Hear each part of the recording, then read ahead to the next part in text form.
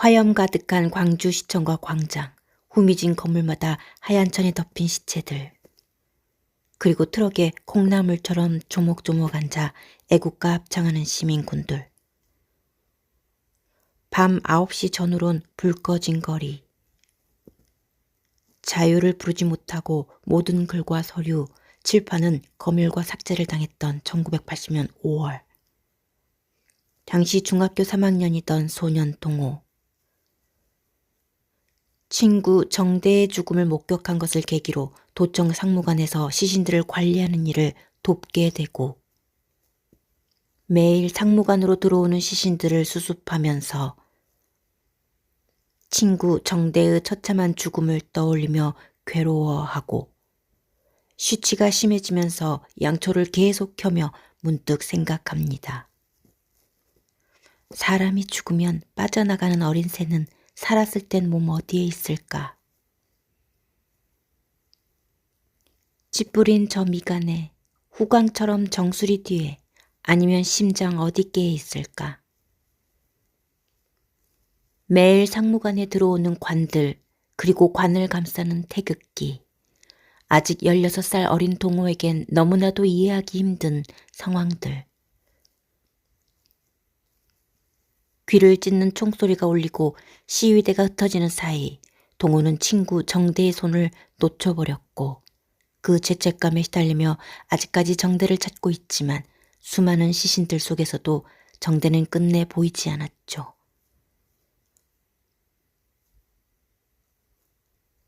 정대의 시선으로 이 장은 이야기가 이어집니다.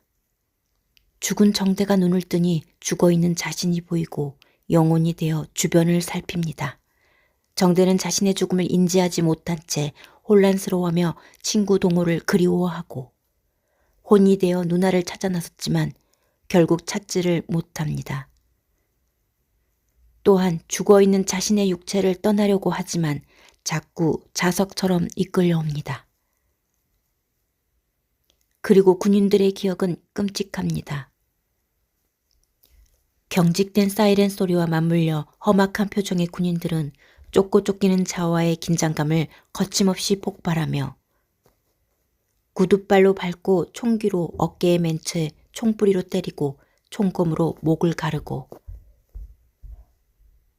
자신이 떠난 세상에서 사람들이 어떤 고통을 겪고 있는지를 지켜보며 안타까워합니다.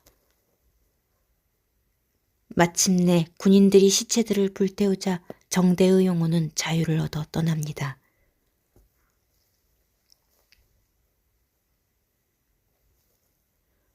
은숙의 시선, 은숙은 출판사 직원입니다.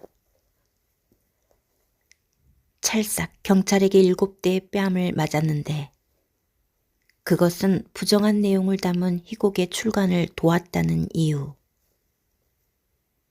수배자의 책을 출판하기 위해 보름 전 그 수배자를 만난 게 전부일 뿐.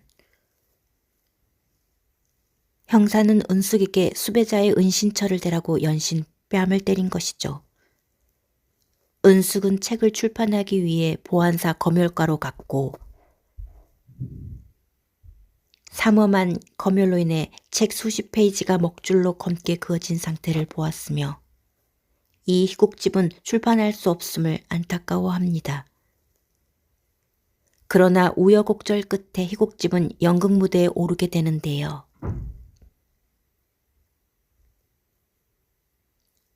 연극은 대사를 말하지 않는, 아니 말할 수 없는 연출로 진행돼요. 해당 연극에서 배우들은 입술만 움직이는데 이는 말 한마디가 검열되는 엄혹한 시기를 표현하기 위한 장치이죠.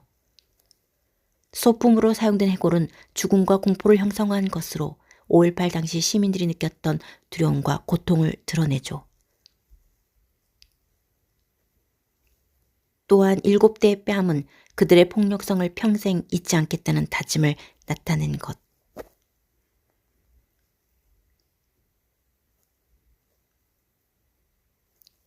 사장에서 등장하는 나는 김진수와 같이 계엄군에 맞서다 잡혀가서 온갖 고문을 겪었고, 나는 9년, 김진수는 7년을 언도받고 수감 생활을 하다가 죄목이 부조리함을 자백하듯 특사로 석방됐습니다. 그리고 그 어느 날 우연히 만난 김진수와 술잔을 기울이며 고통스러운 과거를 회상하죠. 또다시 시간이 흘러 들려온 소식은 김진수의 자살. 나는 매일을 치욕과 싸우며 죽지 못해 살고 있음을 부르짖습니다.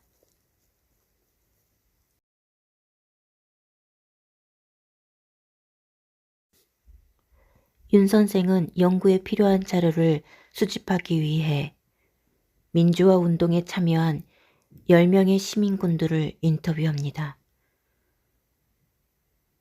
그중 2명이 자살했고 그들 중 7명이 다시 인터뷰에 참여했다고 하죠. 그리고 임선주가 8번째 증언자가 되어주기를 부탁하는데 임선주는 인터뷰를 거절합니다. 중학교를 졸업하기 전에 방직 공장에서 일을 시작한 임선주는 교도소에서 보낸 1년의 시간을 제외하면 노동을 멈춘 적이 없습니다. 그 후 성희 언니를 따라 노조 활동을 하게 되고 임선주는 힘들 때마다 힘이 되어준 성희 언니의 말을 기억하곤 합니다. 그러니까 우리는 고귀하니까. 어느 날 노조 활동 중에 사복 형사들이 곤봉과 강목으로 때려 닭장차 안으로 집어넣습니다. 엎친 데 덮친 격으로 사복 형사가 임선주의 배를 밟고 옆구리를 걷어차는 바람에 장파열 진단을 받고 공장에서도 해고 통보를 받고야만 합니다. 블랙리스트에 올라 취직이 안 되자 임선주는 3년 만에 양장점에서 미싱사 시다가 되었고요. 고향집 광주로 내려와서 얼마 후에 5.18 사태가 터집니다. 그 사건이 있던 때에 어린 나이에 함께 일했던 정미가 희생당한 걸 알게 되고 16살 동호와 함께 시신수습하며 마지막까지 도청을 지켰던 것이죠. 그러다가 체포되어 끔찍한 성고문을 당하고 하열이 멈추지 않았는데 그 이후로 2년 동안 계속 하열하게 되는 고통이 잇따랐어요. 또한 과거 여직공이었고 노조활동을 했기에 그들에게 임선주는 이름 대신 빨갱이 년으로 불렸습니다. 이제 윤 선생으로부터 당시 광주 민주화운동 사건을 증언해 줄 것을 요청받지만 선주는 선뜻 응하지 못합니다.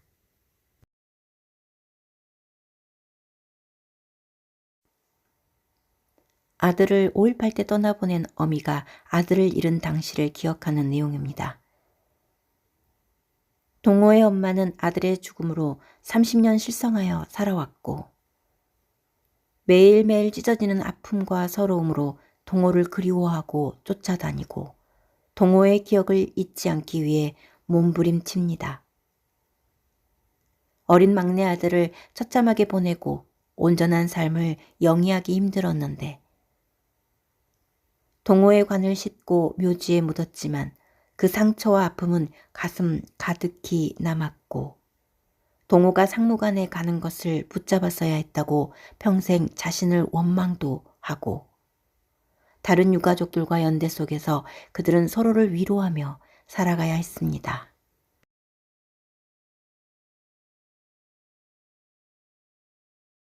어떠세요? 소설 소년이 온다에서 동호는 실존 인물인 문제학 열사를 모티브한 한 것으로 알려졌어요.